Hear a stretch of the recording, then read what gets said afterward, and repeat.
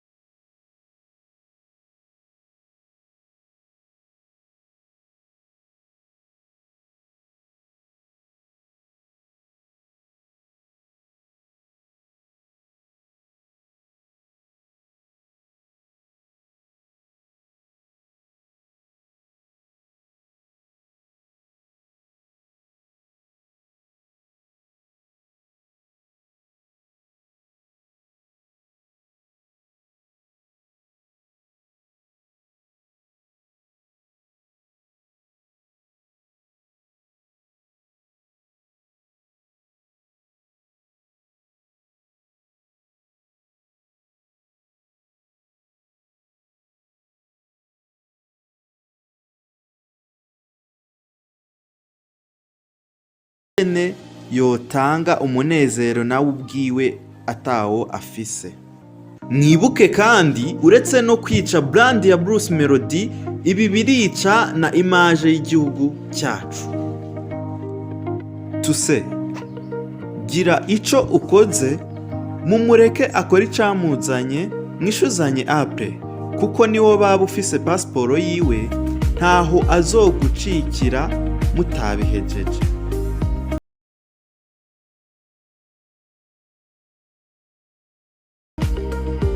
Sabo bonyine bagize icyo bavuga kuri Melody, kuko na Kidumu Kibido, Big Fizzo nabo bagize icyo bandika ku mbuga nkoranyambaga zabo, ariko nyuma y'akanya gato bahita babisiba.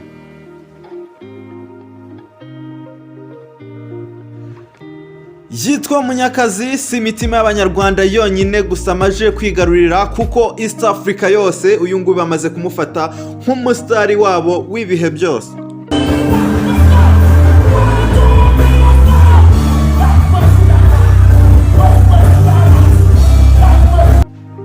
ntawabigarukaho. Yitwa igitangaza Munyakazi Bruce Melody, amaze iminsi yicana n'ibyamamare bikomeye bigiye bitandukanye hano muri East Africa ndetse no muri Afrika muri rusange, bagakorana amakorabo agiye atandukanye, aho twavugamo nk'iyo yakoranye na Jose Chameleone yitwa Nyora, yo yakoranye na Harmonize muri Tanzania bayita Totally Crazy, ndetse na Sawasawa yakoranye na Calligraphy Jones, tutibagiwe iyo aherutse gukorana n'itsinda rikomeye cyane rya B2C mu ndirimbo yabo bise Kavi Neighbor.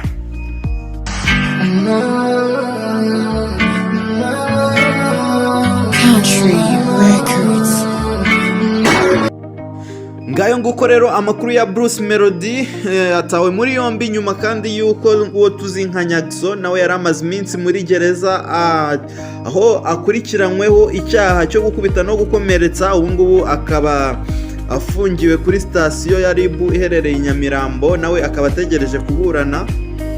Ubwo rero abakunzi babo bose mukomeze mubasengere babashe kuba bava mu maboko y'ubutabera. Ndi Paxi Ecospa News nakagaruka, kora subscribe tujye tubana mu biganiro byacu bigiye bitandukanye. Ciao. ubwo yarakwambuye nanjye iyo nambuye umuntu nta hantu twahurira mujya kure